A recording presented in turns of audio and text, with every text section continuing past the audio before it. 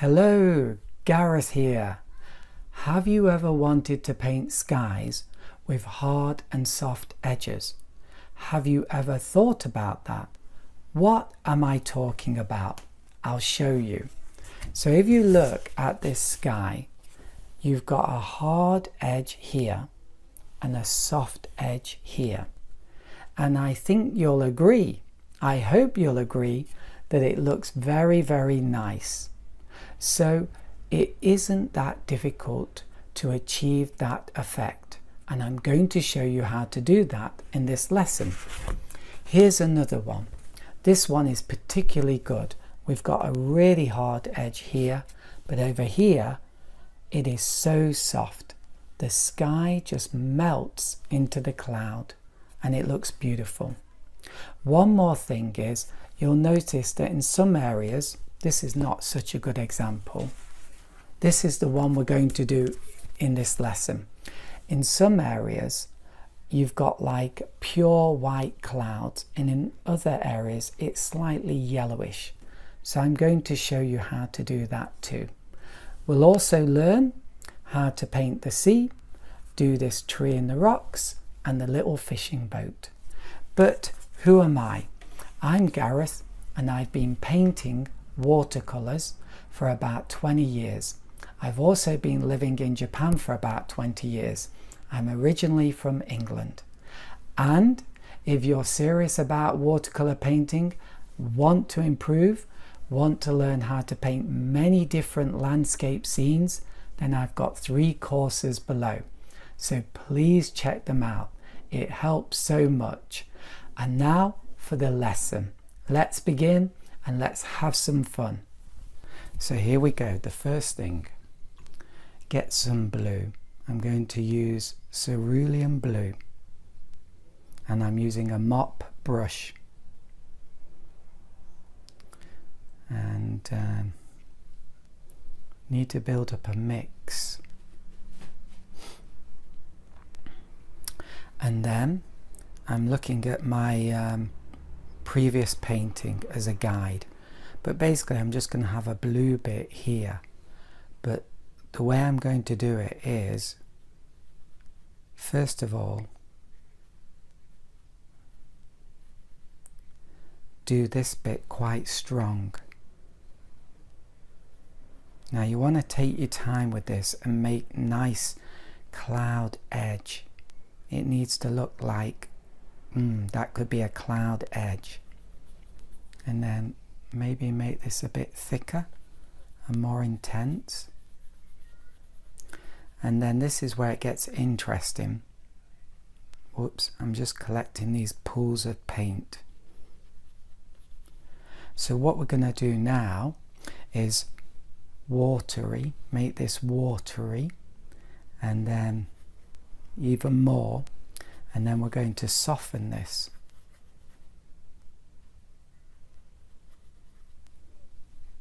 See how I use my rag too? It gets rid of all that water. Yeah, so like that. And I think here I want to develop that a bit more. No, I'll leave it just to make it simple. So, and let's just make a nice edge there. Now that really looks like it could be a cloud, right? So then this is the trick. We get yellow ochre, a really watery mix, and we do this, and you see how we've just gotten a soft, beautiful soft edge there. Now really, I'm not sure if I should be talking about this, because I can see that although this is looking okay, I really need to do a lot of more practice at this and get better at it myself. And look, we can make this here a soft edge, sorry. Look at that. And because it's yellow ochre, you can't really see it, you understand? We could use pure water, but I think the yellow ochre just makes it a little bit more interesting. And then we go up here. So you need to be careful not to get too intense with your yellow ochre. If it looks too strong, then you've failed. because, well, it might work, but it might look a bit strange.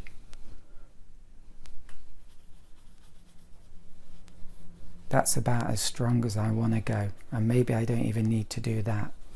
Now the next thing I want to do is to give this a bit more interest, is make like a kind of shadow on the clouds. So we've done basically our hard and soft edges, and now we're going to do shadows. So this is basically a mix of cerulean blue and alizarin crimson. Sorry about my voice, it's just completely shot. And we're going to start somewhere about here, and you see how delicate it is, but it has to have some strength, because when it dries it's going to fade, and so if it's too subtle it will just disappear and you'll see nothing. And it might look good when it's wet, but it generally needs to look too strong when you put it on, because it will just fade as it dries. So what I'm going to do now is repeat the same mixture but make it more intense. And this is all wet. I'm working pretty quickly. That's too thick. And that's so important. You do have to work quickly. So too thick. Wet my brush, dab on the rag into the mix, and then here we go. Yeah, this is going to show later very clearly. So but it's going to look soft, and it's going to blend into all these into all these lovely colours, these layers like that. And we could even cross this line like that. That's my latest experiment, to see what that would be like. I think that could be quite an interesting thing to do. Now I'm beginning to draw paint, too much. So you really want to leave white spaces, and the other spaces, the yellow, you don't want to paint all over it and lose it. So I'm beginning to get to that point where I'm beginning to do that. So I need to be very careful now, because I do see beginners and just automatically they just paint everything until it's all disappeared. But even me, I can sometimes be a bit like that. You really need to leave these white areas.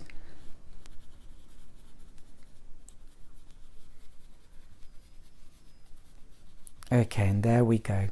And then I'm just going to finish this bottom. I'm going to do it quite quickly because I want to get a bit of a dry brush effect. And I'm trying to get this level. It's not working.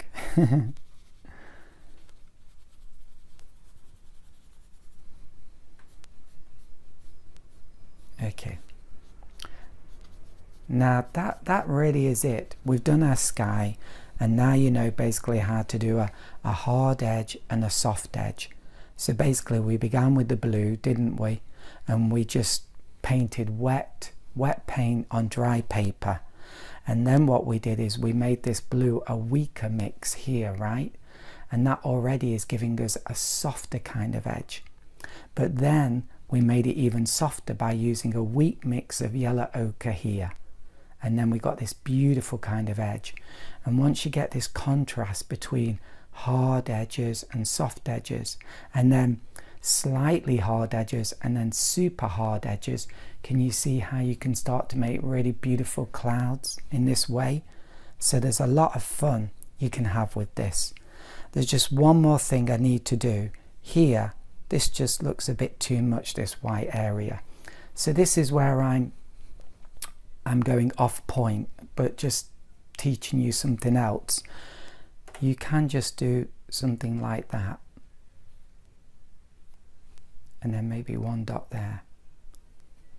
And then it just makes that look a bit better. It's too big a white space there. But the next thing I talked about was we had a yellow ochre, leaving lots of white. Then on top of that we do a purple that fades. Look how that's faded. Whoops, I touched it. And then we do the same mix, cerulean blue and alizarin crimson, but thicker. And then we do this darker mix. And then I finish off the bottom with this darker mix and try to do it so that I get a bit of a dry brush edge. Now the next thing we're going to do is the sea, and I want cerulean blue and alizarin crimson, and it needs to be quite a light mix because I want this dazzling light here. And so I think this will work. I'll use my rag. If you've got scrap paper, use that to see if you're going to get a beautiful light dry brush effect. But your rag is your brake. So important to use this. And you see now, because I used my rag, I got this lovely dry brush effect, and it's going to give me that sea sparkle. Goodness me, my voice. It is early in the morning. All the family are sleeping. So in the morning I think my voice is the worst.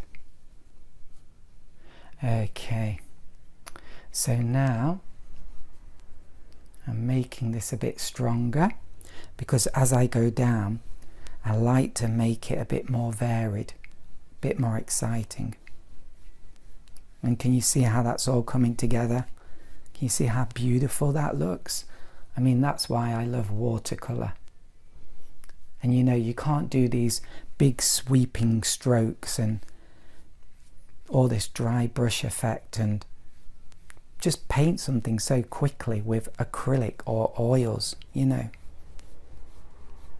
It really is a very alive medium and so responsive. It's what makes it so exciting. There we go. And there we go. Basically our sky. So clean the brush, and then you can do this. It doesn't even need it, but sometimes I do techniques just to see what will happen, because the more you play with a technique, even though you shouldn't really be using it or you don't need it, the more you will develop that technique and see the possibilities, and that will advance your paintings. So this is a great technique. Line a brush, wash it out, dab it on the rag, do thin lines. Now timing is important. I think the paint is too wet at the moment, so I need to let it dry a little bit more. There is a perfect moment actually when you're going to get the best effect, but judging that is quite hard. I still can't get that exactly, but with time you will get better and better. It's one of those things that as you do it, you just develop that kind of sense for it. It's a bit like people who, when they make a cake, they don't have to measure the ingredients because they've done it so many times. They can just throw stuff in and they just instinctively know the right amount. Watercolor painting is a lot like that. It's a lot like cooking or something like that. And the more you just do it, the more you get that sense of, oh, that's the right amount, or the paint is at the right point now.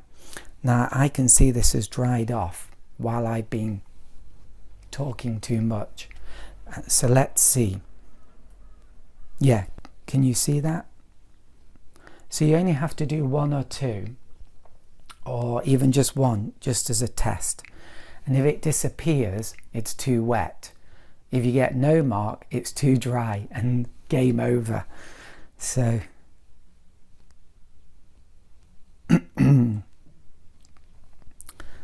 so I am getting some result, but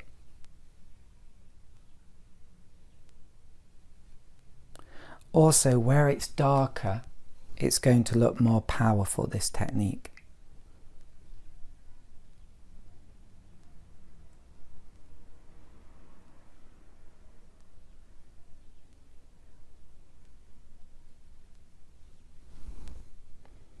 Yeah, so you can see it a little. I probably haven't caught it at the best point, but it's still good enough, and it's developing that technique. So each time I do that, I'm just getting better and better at it. Okay, let's leave this to dry, and then there's a little bit more, and then we're finished. Okay, now we're going to do a small island with a fir tree, and then over here a boat. So the way I do that is with my bamboo brush. It probably needs to be a bit bigger, and then I'm going to use some burnt sienna. Might begin over here. So this is going to be a bit of a mix of I don't know what, and a touch of phthalo blue. So burnt sienna and phthalo blue. And then if I want to make it lighter, I'll mix in yellow ochre.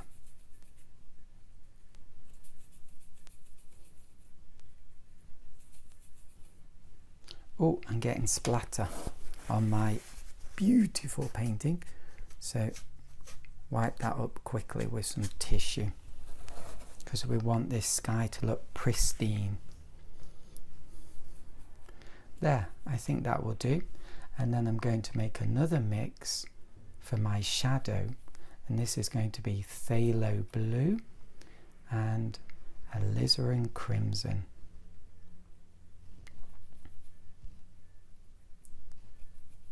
There we go. Phthalo blue and alizarin crimson.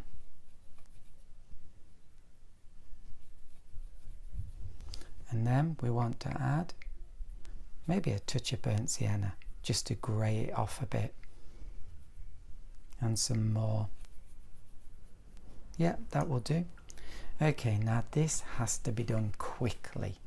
It is not easy, and it doesn't really matter. I don't really have to explain this to you because the sky was the main thing, but you might just want to see. So fir tree, I normally do them as 3 bits, 1, 2, 3, and I begin with the top bit first. So about this high, and here we go. So 1, you really want this dry brush effect too, if you can get it.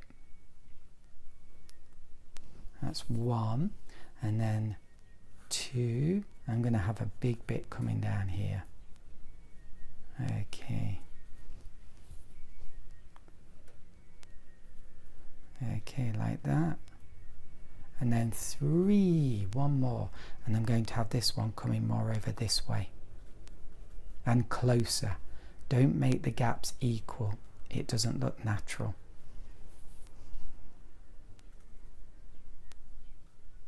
Okay, there we go.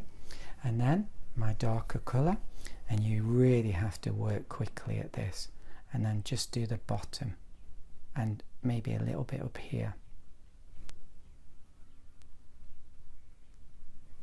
Okay, and this too, a little bit under here, and then here too. So if you get it wrong, and if you're just beginning out or haven't painted trees hundreds of times, there's a good chance you're going to get it wrong. I'm not sure I'm even going to get it right. They're difficult to paint, they really, really are, but we paint them because they look beautiful. So just remember, if you do get it wrong, you're learning. And make this mix thicker with some more burnt sienna or burnt umber, and you're always getting better. So let's have this line going down like this. There we go. And then this is the bit I quite enjoy, doing these lines, thin lines like this. So I really enjoy doing that. There we go. And if a few go wrong, it's actually quite good. I like to do a few like that.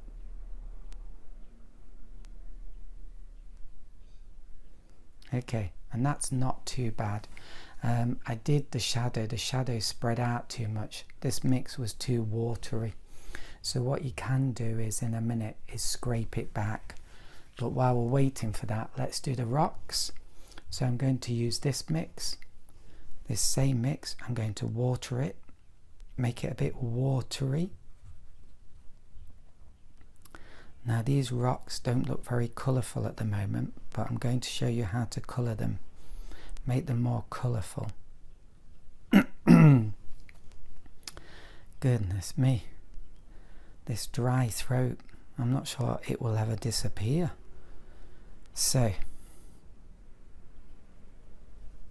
there we go. I mean, that just looks nice. I mean, that's pretty nice. But what we can do is add some colour. Wash it out, dry it on the rag, get some blue, then make it watery, and then drop this in like this. Ooh, I went over. And if you want a bit more variety, we can try some burnt sienna.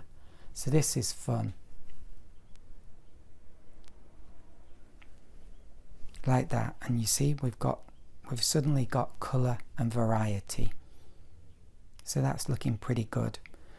Now the next thing we want to do is the shadows. So using this bamboo brush and too wet, use my rag, just do thin lines like that. Some go a bit wrong, but you just keep repeating the stroke. And then let's do this. Okay, keep going. Trying to get a bit of a dry brush effect here, like that. You do it by moving fairly quickly. But I start up here where I don't want dry brush, and then I move down. There we go. And that's pretty much that done. Here, if I can, I will try and remove some of this shadow with my fingernail. I'm not sure I should recommend this because it does take a lot of practice and is very difficult for beginners at first. And then use my finger to wipe and blend, sorry. So using my finger for blending. And then you have to do that to get rid of the wet paint so you can go and do it again without adding dirty marks. There, and that's helped. Now it's a bit wet there, so I dry my brush and I suck up, take up, whatever, some of this extra paint, because it will make an ugly cauliflower if I don't do anything there. Okay, that's looking good. That's looking good. I want to scrape this out soon, this paint. So I'll do that very, very soon. While we're waiting, we can draw a boat. I'm not sure I should recommend that because you really need to keep a good eye on this, because it's easy to leave it too long. I think I'm going to do another cooking analogy. It's like heating up milk. At first nothing's happening, but then if you forget about it, suddenly it's spilling over the top. In this case, at first it looks too wet, but if you just forget about it, then before you know it, it's dry. Okay, we've got too much paint here, so I dry my brush and I just soak this up very carefully. Okay. Surprised by how watery my mix was. So I do my boat like that. I do the inside like that. It's going away from us into the picture. So you don't want it going out and leaving, because that takes the eye out of the picture. Okay. There we go. just a few little touches, and want to create a sort of bit of a interesting bottom to the boat. Okay, like that, and it just makes it look a bit more like it's actually not just stuck on. And then a little figure, a fisherman. Yeah. Oh, and suddenly this is getting super dry. In fact, I maybe missed it for this bit. So use your fingernail and then scrape out. Be careful you don't go too high and put paint above.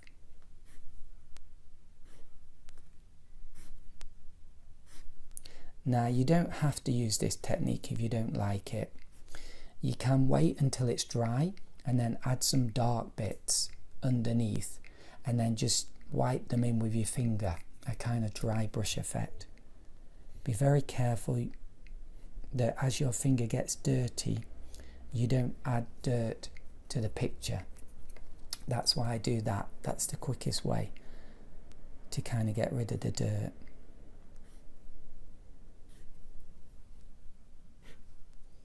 Ideally, you should clean your hands, but you have to do all of this very quickly. Okay, yeah, so that's looking good. I might just wipe this with my finger just to soften it a bit at the front. Is that the bow? Just to suggest that there might be some light hitting it, although nothing really happened. But it is a bit darker at the back. Okay, so that's great. In fact, maybe that's good enough, but there's one more thing I want to do, and because I just want to do this video in 2 parts because it makes editing easier, I'm going to do the next bit, which is just add some ripples to this water. And what I would normally do is let all this dry, but that would mean a third video clip, and it is a hassle. I'd sooner just make these videos and teach you stuff rather than make these brilliant, beautiful videos. At the end of the day, this is a lesson. So what we do is we go across like this, and I like this. It always reminds me of hair cutting for some reason. I don't know why. And I haven't got my lines quite straight, so don't worry about that. But the next one I make, I need to get it straight. Normally I would have the ruler like this, but because I don't want to stick it in the paint, I'm doing it like this. So I don't recommend doing it like this because it's a bit wobbly.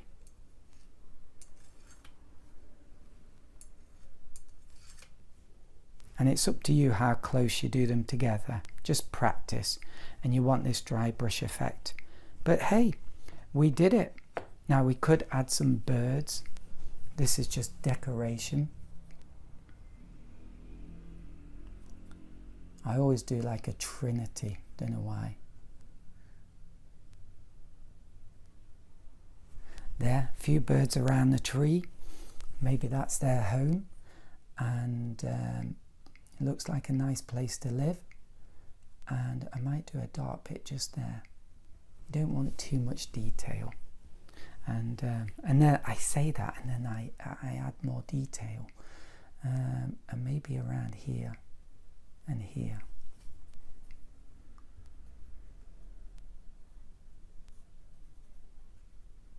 Okay, that really is it. Yes, finished. So I could do a line across there, couldn't I, like that? I could see it was at that point where I could make a mark and get away with it. You'll develop that sense. You really, really will, the more you paint. But you have to paint.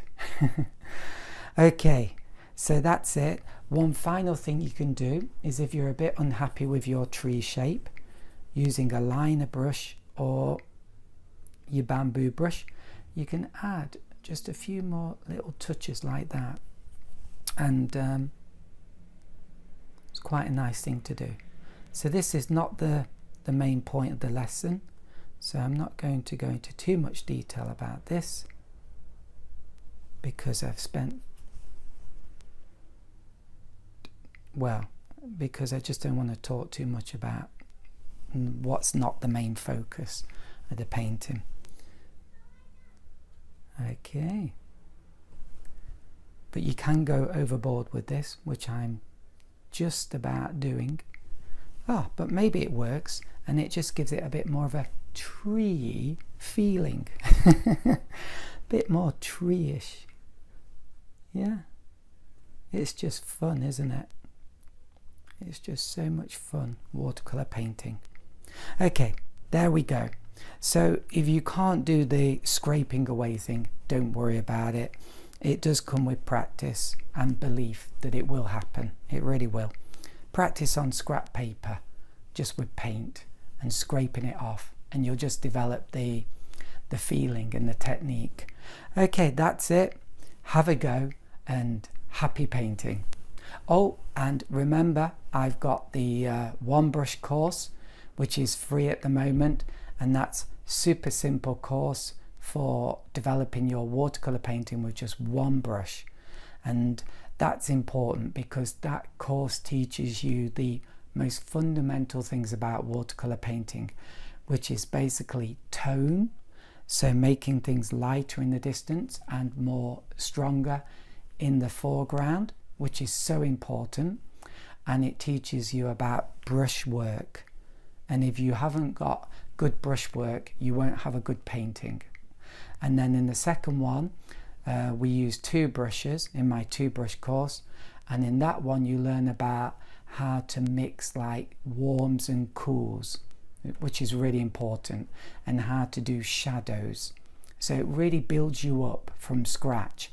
And then in the third one we start using colour, and with yellow ochre, phthalo blue and alizarin crimson, I show you how you can make paintings that look just like normal colourful paintings. And we really go into mixing and how to mix your paints really well and get the right colour. So please check them out and do them, because it will just massively improve your watercolor painting, and you won't be wasting your time, and we'll be painting 10 different scenes in each course, so you will really know how to paint every different kind of landscape. It is a great course, but of course I would say that, but it's great. That's all. Bye for now, and once again, happy painting.